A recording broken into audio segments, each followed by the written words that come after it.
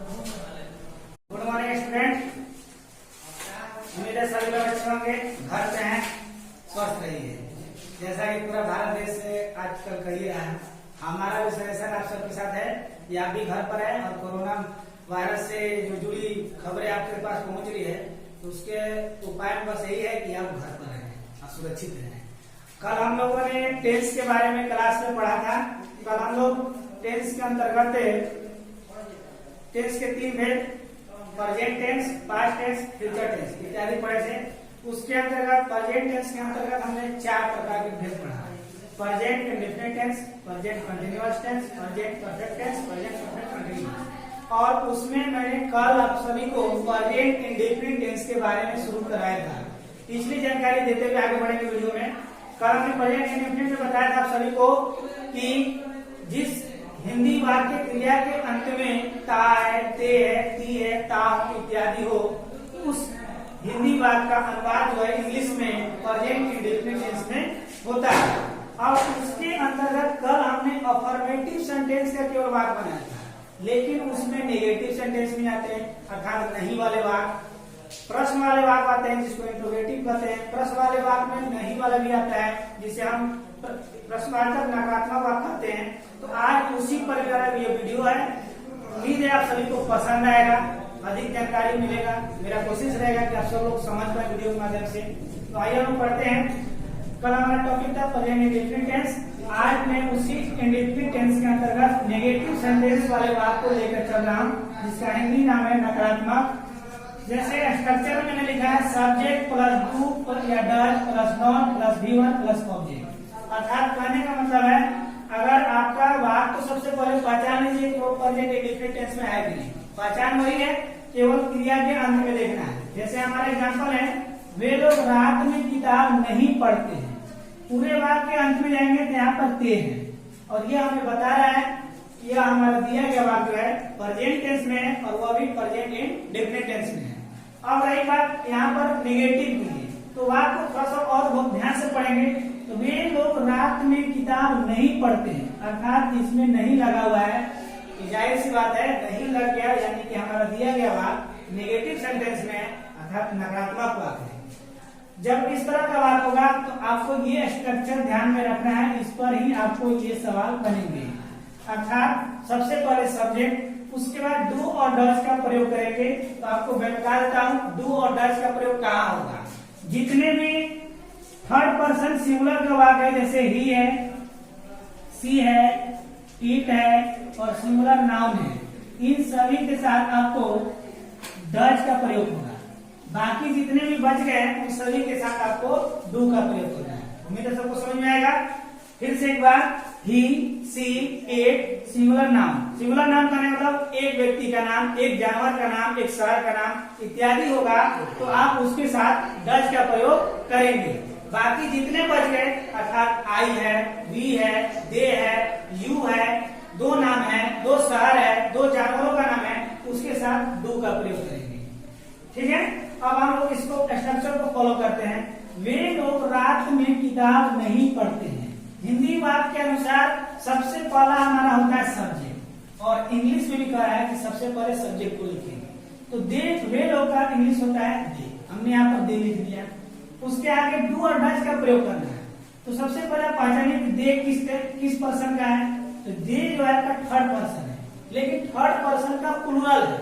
हमने बोला सिंगुलर होगा तो डज का प्रयोग करेंगे। ये थर्ड पर्सन है लेकिन प्लूरल है, तो हम यहाँ पर डू का प्रयोग करेंगे। अब उसके आगे चूंकि नहीं लगा हुआ है, जब वाक्य में नहीं रहेगा तो नॉट का प्रयोग करना है। न कल वाले वाक्य में नहीं का प्रयोग नहीं था, तो हमने नॉट का प्रयोग नहीं किया।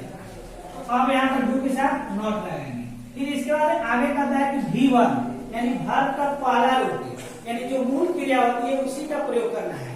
तो हमारे यहाँ पर वर्ब है पढ़ना, और पढ़ना का इंग्लिश होता है रीड। उसके बाद कह रहा है ऑब्जेक्ट, तो अब जो चीज बच गया वो हमारा पूरा ऑब्जेक्ट हो गया। यानी रात में किताब, ये जो हमारा ऑब्जेक्ट यानी कर्म हुआ, इसको लिखेंगे read book in the night. इस प्रकार हमारा नेगेटिव वाक्य पूरा कंप्लीट हो गया। पुनः एक बार फिर से, वे लोग रात में किताब नहीं पढ़ते हैं। इस स्ट्रक्चर के द्वारा बनाएंगे। तो सबसे पहले सब्जेक्ट दे बोलेंगे, क्योंकि दे हमारा थर्ड पर्सन प्लूरल है, इसके साथ डू नॉट का प्रयोग करेंगे। उसके बाद V1 वर्ब का पहला रूप, क्योंकि यहाँ पर पढ़ना वर्ब है और पढ़ना में इंग्लिश रीड। उसके बाद ऑब्जेक्ट, ऑब्जेक्ट में किरात में किताब पढ़ना, तो बुक इन द नाइट। इस प्रकार हमारा नेगेटिव सेंटेंस कंप्लीट हुआ। मेरे सबको बनाने आएगा। अब हम लोग पढ़ते हैं इंट्रोगेटिव प्लस नेगेटिव, अर्थात प्रश्नवाचक वाक्य में और उसके साथ प्रश्न नकारात्मक। जैसे कोई क्वेश्चन करता है, क्या तुमने वो किताब पढ़ा है, तो उधर से जवाब आता है कि नहीं सर, हमने किताब नहीं पढ़ा है। दोनों इस पे कमेंट है, तो उसके बारे में हम पढ़ेंगे। इसका स्ट्रक्चर है do, done plus subject plus not plus V1 plus object dot dot question. क्योंकि प्रश्नवाचक है तो लास्ट में हमेशा वाक्यांत में आपको इंट्रोगेटिव साइन मिलेगा, अर्थात प्रश्नवाचक सिंबल मिलेगा। और ये वाक्य पहचान है कि वह वाक्य आपका प्रश्नवाचक वाक्य है। इससे पहले आप समझ जाइएगा दिया हुआ वाक्य किस टेंस में, किस सेंटेंस में है। और टेंस की बात तो पता है, ये पहचाने का तो आइए हम पहचानते हैं। जैसे यहाँ पर क्या तुम पत्र नहीं लिखते हो, यहाँ पर लास्ट में इंट्रोगेटिव साइन है, तो ये हमको बता रहा है कि यार जो दिया हुआ वाक्य है वो हमारा इंट्रोगेटिव सेंटेंस का है, अर्थात प्रश्नवाचक वाक्य है। अब उसके बाद हमारी बारी आती है पहचानने का टेंस। इसमें टेंस पहचानेंगे, ये हमारा ते हो, ये हमको बता रहा है कि यह प्रेजेंट इंडेफिनिट टेंस का वाक्य है। क्योंकि आप कहिएगा कि सर बताए थे कि वाक्य के अंत में ता ते ती आएगा, तो ये हमारा वाक्य प्रेजेंट इंडेफिनिट टेंस का होगा। तो आपको ध्यान में आएगा, सर तो बताए थे लास्ट में ते है आया, ये प्रेजेंट इंडेफिनिट टेंस हो गया। पुनः थोड़ा सवाल को फिर से पढ़ेंगे। क्या लगा हुआ है, क्वेश्चन है, सिंबल से पता चल गया। तुम पत्र नहीं लिखते हो, आज ये तो क्वेश्चन प्रेजेंट इंडेफिनिट टेंस में है, ये प्रश्नवाचक भी है, लेकिन साथ में नहीं भी लगा हुआ है, यानी कि ये नेगेटिव भी है। ये आपकी पहचान होगी। जब हम इसको पहचान लेंगे तो फौरन आपको दिमाग में इसके बनाने का स्ट्रक्चर दिमाग में आ जाना चाहिए कि सर हमको ये स्ट्रक्चर बताए थे। अगर इंट्रोगेटिव सवाल है तो प्रेजेंट इंडेफिनिट टेंस का है, तो सबसे पहले डू डज का प्रयोग करेंगे। जैसे डू डज के बारे में है तो पुनः आपका लिंक जुड़ना चाहिए। किस लिंक से, तो सर बताया थे डू डज का प्रयोग कहाँ पर होगा। ध्यान रखिएगा कि ही सी इट सिंगुलर नाम में आएगा तो डज प्रयोग करेंगे, बाकी जितने भी वर्ड आएंगे उसमें हम डू का प्रयोग करेंगे। एक लिंक से दूसरे लिंक को जोड़ते चलना है। जैसे आप लिंक बनाना, चेन बनाना जान लेंगे तो आप बड़े से बड़े सवाल को भी हल करने में आसानी हो जाएगी। तो इस प्रकार जब हम पकड़ लिए, आगे सब्जेक्ट है तो आपको पता ही है, ध्यान में भी होगा कि सबसे पहले हिंदी वाले वाक्य में सब्जेक्ट ही होता है। तो यहाँ पर तुम जो है वो क्या है, सब्जेक्ट अर्थात करता है। फिर उसका नॉट क्यों लगाना तो पता ही आपको नहीं है, इसलिए नॉट लगाएंगे। फिर वर्ब यानी मूल क्रिया, इसके बाद ऑब्जेक्ट। अब आइए बनाते हैं। तो क्या तुम, जैसे हमारे यहाँ पर सब्जेक्ट देखते हैं तुम क्या, यू, तुम का इंग्लिश क्या हुआ, यू। तो तुरंत माइंड में क्लियर हो जाना चाहिए, यू यानी कि सेकेंड पर्सन। तो सेकेंड पर्सन तो डू करना है, यहाँ पर हम डू यू लिखेंगे। क्या लिखेंगे, डू यू लिखते हैं। अब आगे नहीं है तो यहाँ पर नॉट लगा देंगे। फिर उसके बाद कह रहा है V1, तो यहाँ पर हमारा वर्ब जो है लिखना है, और लिखना का इंग्लिश होता है राइट। हमने लिख दिया पर राइट। क्या लिख रहा है, तो पत्र लिख रहा है। पत्र क्या हुआ, ऑब्जेक्ट यानी कर, राइट है लेटर। और ध्यान रखेंगे कि लास्ट में हमको इंट्रोगेटिव साइन देना अनिवार्य है। अगर इंट्रोगेटिव साइन नहीं देते हैं तो आप कितने भी इंग्लिश की ज्ञाता है, अच्छी पकड़ रखे हैं, तो भी आपको एरर माना जाएगा या आप इंग्लिश सही से नहीं जानते। इसलिए आपको इंट्रोगेटिव साइन भी लगाना अनिवार्य है। तो इस प्रकार आपका ये बात पूरा हो गया। क्या तुम पत्र नहीं लिखते हो, do you not write a letter. लेकिन ये तो नेगेटिव हुआ। अब केवल सिंपल इंट्रोगेटिव सवाल आएगा तो कैसे बनाएंगे, इसका भी यही पर है। क्या वह अंग्रेजी पढ़ता है, इसमें आपको कहीं भी नहीं का प्रयोग नहीं है, केवल साइन बता रहा है, इंट्रोगेटिव साइन बता रहा है। यह वाक्य आपका इंट्रोगेटिव सेंटेंस का है। क्रिया के अंत में ता है लगा है, ये भी बता रहा है कि आपका प्रेजेंट इंडेफिनिट टेंस का है। लेकिन पूरे वाक्य में आपको कहीं भी नहीं का सिंबल नहीं दिख रहा है, तो इससे जाहिर है कि आपका दिया हुआ वाक्य जो है पूरा वह आपका इंट्रोगेटिव प्रेजेंट इंडेफिनिट टेंस का है। तो इसके बनाने के लिए कुछ नहीं है, सब चीज वही है। आपको केवल यहाँ से नॉट को हटा देना है। नॉट को क्या करना है, हटा देना है। जब इसको हटा देंगे तो पूरा ये do does plus subject plus V1 plus object dot dot interrogative sign ये बन जाएगा। तो यही आपका इसमें रूल रहेगा। नहीं रहेगा तो नोट का प्रयोग करेंगे, नहीं रहेगा तो नोट का प्रयोग नहीं करेंगे। ध्यान से। तो अब यहाँ पर क्या लगा, उसके बाद सब्जेक्ट। सब्जेक्ट के अनुसार ये बताएं कि डू डज का प्रयोग करना है। यहाँ पर हमारा सब्जेक्ट वह है और वह जो है वह का इंग्लिश होता है ही, और ही जो आपका थर्ड पर्सन है, थर्ड पर्सन का सिंगुलर है।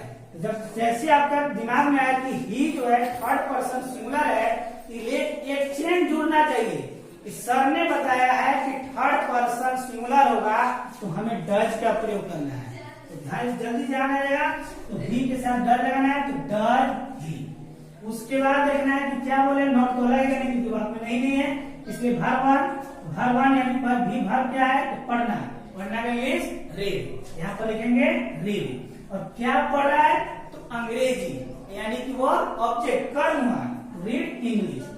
फिर प्रयोग कर रहे हैं, जब इतना हो जाएगा तो आपको भूल से फुल स्टॉप नहीं लगाना है, क्योंकि आपका दिया गया वाक्य प्रश्नवाचक है, अर्थात इसमें आपको इंटरोगेटिव साइन लगाना अनिवार्य है। तो इस प्रकार इसको इंटरोगेटिव साइन लगा लेंगे, तो ये हमारा पूरा हो गया वाक्य। क्या वह अंग्रेजी पढ़ता है, डज ही रीड इंग्लिश। इस तरह हमारा ये इंटरोगेटिव साइन पूरा हो गया। ओके, हाँ, तो अभी तक हमने प्रेजेंट इंडेफिनिट में इंटरोगेटिव नेगेटिव सेंटेंस तक पढ़ा। अब एक लास्ट है डब्ल्यूएच क्वेश्चन। डब्ल्यूएच क्वेश्चन का मतलब है कि अब जो इंटरोगेटिव सेंटेंस आएंगे वो वाक्य के बीच से क्वेश्चन होगा, अर्थात उसका साइन जो होगा, प्रश्नवाचक वाक्य का साइन जो होगा वो वाक्य के बीच में मिलेंगे।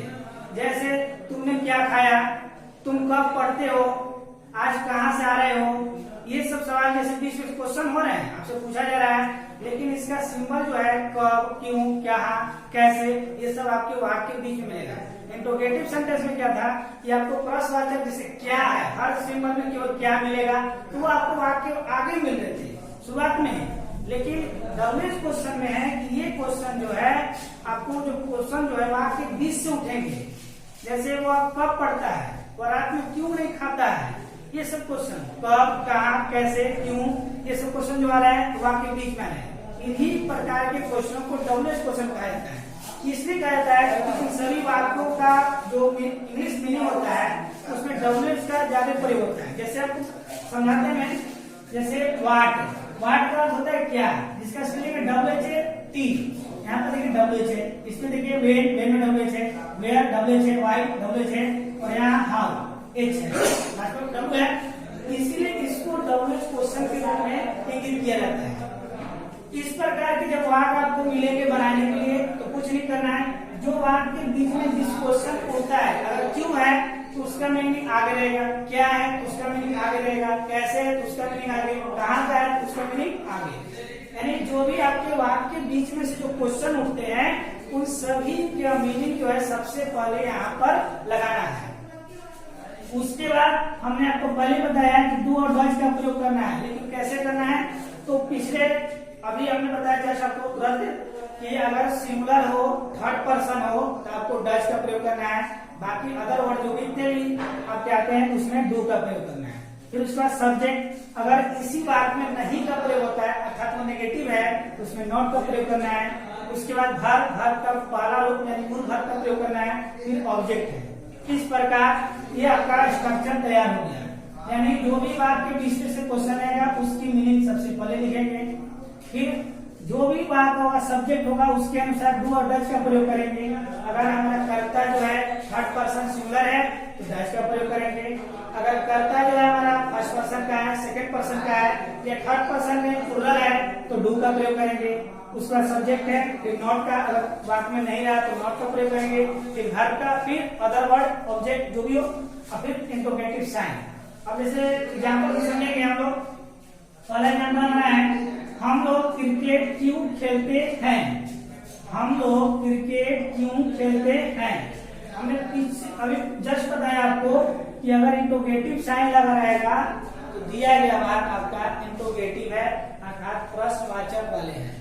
लेकिन इसमें अब जैसे उसके पहले वाले वाक्य में क्या आगे लगा होता है, इसमें ऐसा कुछ नहीं दिखाई दे रहा है।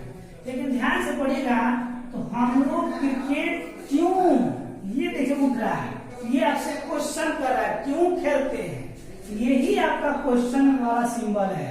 तो ये क्यों जो है ये आपको बता रहा है, ये आपका प्रश्नवाचक वाक्य है।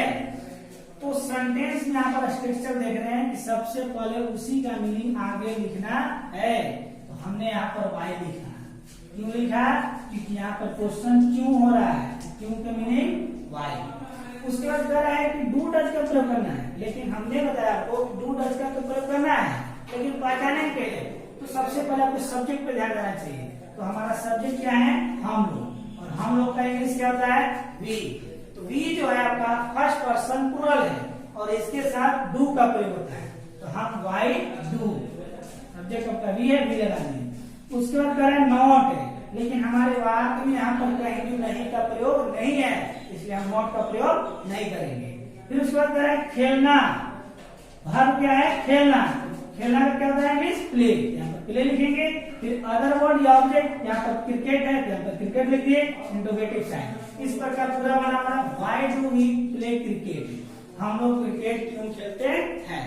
अब एक नेगेटिव नकारात्मक वाला आपको समझा जाए, मैं रात में क्यों नहीं पढ़ता हूँ, मैं रात में क्यों नहीं पढ़ता हूँ।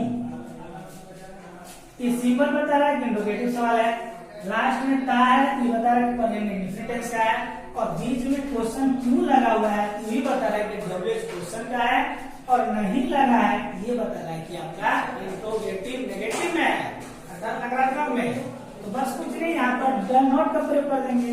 अब क्यों का स्पेलिंग वाई, हमारा क्या था, मैं का इंग्लिश आई, और आई के साथ लगता है डू, यहाँ पर डू लगा देंगे, डू आई हो गया। चूंकि बात में नहीं है तो नॉट का प्रयोग करेंगे। भी हमारा पढ़ना है, भर का इंग्लिश पढ़ना का रीड, रीड दिए, और अदर वर्ड में आ गया रात में, इन द नाइट। इस पर इंटरोगेटिव सेंटेंस इस प्रकार हमारा ये पूरा हुआ। और आज का वीडियो आपका जो है प्रेजेंट इंडेफिनिट टेंस का पूरा जो था वो खत्म हो गया। उम्मीद है सबको प्रेजेंट इंडेफिनिट टेंस जो है पूरी तरह समझ में आ गया। अगर किसी को कहीं भी कोई दिक्कत हो इसमें तो हमें कमेंट बॉक्स में कमेंट करके पूछ सकते हैं, हम उसको पुनः समझाने का कोशिश करेंगे, इससे अच्छी वीडियो बनाने का भी कोशिश कर सकेंगे ताकि आपको अच्छे से समझ में आए। बस आज के लिए इतना ही, थैंक यू।